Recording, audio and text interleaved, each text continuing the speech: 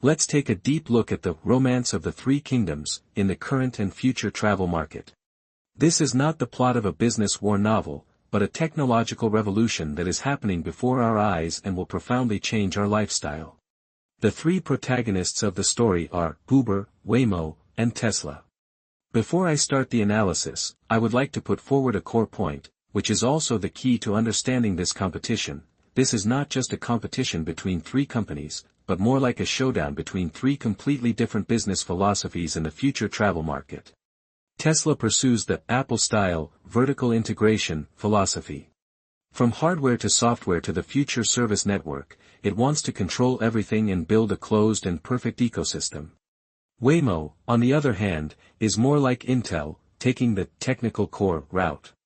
It is committed to building the world's smartest and safest driving brain, Waymo Driver, but it needs to rely on the body of others, that is, the network of partners, to reach hundreds of millions of users. Uber is the undisputed platform king, and its philosophy is Android-style openness and connection. It does not manufacture cars, nor is it obsessed with developing the most advanced self-driving technology. Its core asset is the app that has been installed on the phones of hundreds of millions of people around the world, as well as the huge user network and demand data behind it. Understanding these three philosophies will help us more clearly understand the direction of this war and who is most likely to win the future. To predict the future, we must first see the present clearly. Let us analyze the DNA of the three players from the three dimensions of cost, user experience and operating model.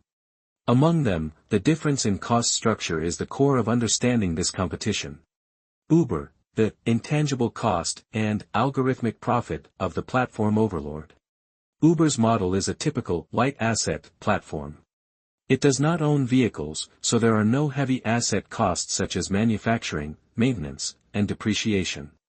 Its core lies in connecting passengers and drivers, whether human or robot, and extracting commissions from them. On the surface, Uber has the lowest cost because it outsources the heaviest assets, cars and drivers. However, its costs are intangible and continuous. Uber needs to continue to invest huge amounts of money in marketing to attract new passengers and new drivers, and to retain them through subsidies. This is its main operating cost. In addition, the driver share cost is Uber's largest expense item. For each completed order, Uber has to share a considerable portion of the revenue with the driver. However, the latest research reveals Uber's secret weapon to achieve profitability in recent years, a complex algorithm called upfront pricing. This algorithm breaks the past model of charging simply by time and distance. Now, Uber can independently price each trip based on massive data. In simple terms, it can accurately predict the highest price passengers are willing to pay and the lowest income drivers are willing to accept. The result is that Uber's share of the fare paid by passengers, that is, the commission rate, has increased significantly. A study based on British driver data shows that Uber's commission rate has risen from about 25% to 29%, and in some cases even exceeded 50%. Another study based on US driver data also found that after the model was launched in 2022, its commission rate soared from about 32% to about 42% by the end of 2024. This means that Uber's core competitiveness lies in maximizing its profits in each transaction through algorithms, and the key to its cost control lies in lowering payments to drivers. This is a powerful economic model, but it is also exacerbating the contradiction with human drivers. At this point, we can't help but worry about the profession of taxi drivers, who are not only exploited by taxi platforms, but also face competition from self-driving taxis. For passengers, Uber's app is synonymous with travel. After years of hard work, this deep-rooted user habit is its strongest moat and a manifestation of brand power. Tesla's model is completely opposite to Uber. It is an out-and-out, heavy asset, vertical integrator. From self-developed chips, batteries, vehicle manufacturing, to fully autonomous FSD, fully autonomous driving, software, Tesla tries to control every link in the industrial chain. Tesla's cost model is that it has huge initial investment, but pursues extremely low marginal costs in the later stage. High fixed costs include the construction of the Gigafactory, the investment in battery production lines, and the huge R&D expenditures on FSD software for many years. These are sunk costs of tens or even hundreds of billions. Tesla's manufacturing costs are lower than other competitors in the same track. Tesla's bet is that autonomous driving through a pure visual solution, relying only on cameras, not expensive LiDAR, can fundamentally reduce the hardware cost of a single vehicle. Its goal is to create a specially designed robotaxi without a steering wheel and pedals, thereby reducing manufacturing costs to the extreme. The ultimate goal is zero marginal cost. Once its robotaxi network is launched, the marginal cost of a single service will approach zero, only electricity, maintenance and network fees are required. Without the largest variable cost, the driver's share, its profitability will be exponential. In addition, Musk said that Tesla owners can join their cars in taxi operations when they are idle to earn extra income for the owners, which has greatly promoted the sales of Tesla vehicles and the growth of the entire Tesla ecosystem. Tesla's cost model is a gamble, using huge upfront losses and R&D investment to bet on a business model that will almost make a lot of money in the future is also Musk's business style. In terms of the current user experience, Tesla still has some room for improvement. Although its fans are confident in its technology, the recent preliminary test of robotaxi, which was open to the public in Austin, Texas, has exposed many problems. The Reuters report detailed various driving errors that occurred in the test: vehicles driving into the wrong lane, letting passengers get off in the middle of a multi-lane road or at an intersection, braking suddenly for no reason, driving on the shoulder of the road, etc. Although these tests were monitored by safety officers in the car, these novice-level mistakes were in stark contrast to Tesla's vision of perfect autonomous driving, and also attracted the attention of federal road safety regulators. Despite the above problems, as a first show mistake, consumers are willing to understand, and the important thing is to see the subsequent progress. As a company under Google's parent company Alphabet, Waymo's model is to own and operate a fleet of high-end models, such as the Jaguar I-Pace electric SUV. It focuses on honing its autonomous driving technology and pursuing the ultimate safety and reliability. The cost structure of Waymo is characterized by extremely high per-vehicle costs, but controllable operational risks. Waymo's vehicles are equipped with a complex sensor system including multiple LiDARs, radars and cameras. The cost of this equipment is very high, making the hardware cost of its fleet much higher than that of Tesla. This is the main bottleneck restricting its large-scale and rapid expansion, and it is also an obvious weakness in the competition with its rivals. Waymo clearly realized that it was unrealistic to build a ride-hailing platform that could compete with Uber from scratch. Therefore, it chose a smart path cooperation with platform giants. By connecting its fleet to Uber's app, it can directly reach a large number of users without incurring huge user acquisition and platform operation costs. Waymo's cost model is a balance under compromise, using high hardware costs that ensure technological leadership and safety in exchange for lower marketing and platform operation costs. In terms of actual riding experience, Waymo is generally regarded as the gold standard of the industry, but some users who have experienced Tesla and Waymo believe that Tesla is more like human driving and feels smoother. Waymo has achieved completely unmanned commercial operation, no safety officer on board, in many cities in the United States, and its smooth driving and ability to handle complex road conditions have been widely recognized. This week, the situation of the romance of the three kingdoms has changed significantly.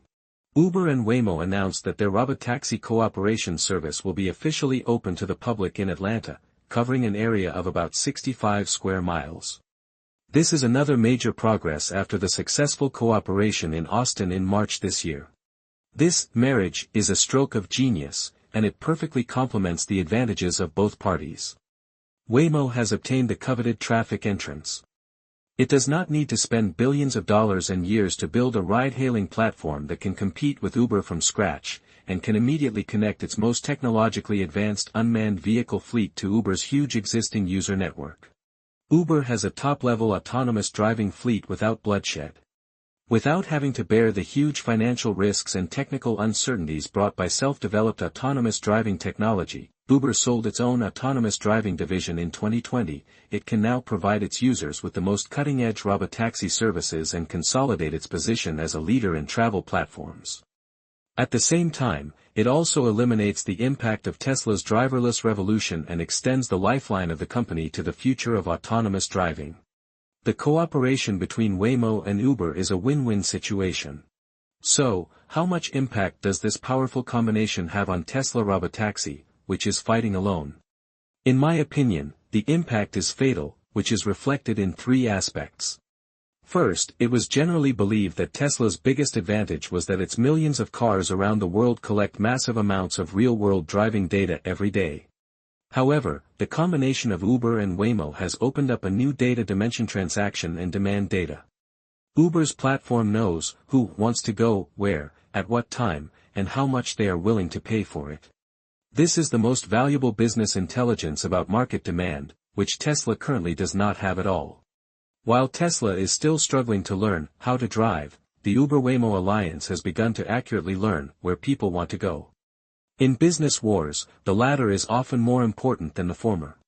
Second, the battle for first impression. For the vast majority of citizens in Atlanta and Austin, the first experience of riding a driverless taxi in their lives will be to call a smooth and safe Waymo through the familiar Uber app.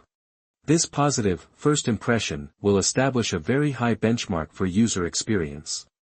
In contrast, the various driving errors that Tesla made in the Austin test have been widely spread through social media, giving its robotaxi service a negative label of "to be seen." In the competition of consumer technology products, the first impression is crucial. In addition, this is a duel between the step-by-step pragmatists and the step-to-the-sky idealists. The Uber-Waymo alliance adopts a pragmatic and replicable expansion model, opening services in one city after another, taking steady steps. Tesla's vision is even grander. It hopes that its FSD technology can be achieved in one fell swoop and fully autonomous driving can be achieved everywhere in the world at the same time.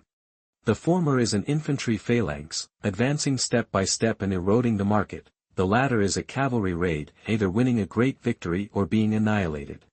The success of the alliance makes the step-by-step strategy look extremely powerful and realistic, which makes Tesla's gamble of reaching the sky in one step seem more risky and uncertain. Goldman Sachs analysts also pointed out that given Tesla's current technical and operational limitations, the large-scale expansion of its robotaxi business in the short term will be very slow. If this problem is to be solved, Tesla needs to quickly and safely integrate the Tesla cars of the majority of car owners into the Tesla ecosystem, but the premise must be to have reliable and mature software and hardware systems, which obviously takes some time. Based on the above analysis, we can make a relatively clear prediction about the future of this war. Short term, 1 to 3 years, the Uber-Waymo alliance will dominate in more and more major cities in the United States and become the main channel for the public to access and use robotaxi services. Tesla is likely to continue to stay in a small-scale, invitation-based testing phase, busy fixing various defects in its software and responding to increasingly stringent regulatory scrutiny. Meanwhile, Uber will continue to use its pricing algorithm to maximize profits between human drivers and self-driving fleets. Medium term, 3 to 5 years, this will be a decisive period. The direction of the battle depends on a core variable: can Tesla's FSD technology achieve a real, large-scale breakthrough? If successful, this will be Tesla's checkmate moment. In theory, it can activate millions of Tesla cars sold into an unprecedented robotaxi network through a software update. This instantaneous network effect and scale advantage are unmatched by any competitor. If it fails or is severely delayed, then, the Uber-Waymo alliance will have enough time to establish a solid operating network and user habits in key areas of major cities. By then, even if Tesla's technology is mature, it will face a mature market occupied by powerful opponents and with extremely high barriers to entry. I think the final outcome of this war may not be a monopoly market where the winner takes all, but more likely to be similar to the smartphone market we know today. Tesla will become the Apple in the field of travel. It provides a high-end product with deep software and hardware bundling, closed, and ultimate experience. It will have a group of loyal core users, but it will be difficult to occupy the entire market. Uber will become the Google App Store in the field of travel. it will be the most open and mainstream platform. On its network, self-driving cars from different manufacturers are running, such as Waymo, General Motors Cruise, and even other companies that may appear in the future. It makes profits by controlling application entrances and user data. Waymo, on the other hand, is more like the role of Samsung or Qualcomm. It does not pursue the breadth of the platform, but focuses on providing the most advanced hardware and technical solutions, becoming a core technology supplier that drives the highest-end experience in the travel ecosystem. Finally, don't ignore Uber's other card. A report mentioned that Uber is packaging its internal data and AI capabilities accumulated over the past decade into Uber AI solutions to provide services to the outside world. This shows that Uber's ambition has long surpassed the taxi app, and it is evolving into a true artificial intelligence platform company. This card will provide it with additional, asymmetric advantages in the long-term competition in the future. Through the above analysis, we can have a clearer understanding of Tesla's stock price fluctuations, and also have a directional judgment on the future travel market. We will not make some irrational trading decisions under the influence of market sentiment. The above is a little information and personal opinion shared with you today. Thank you for your company.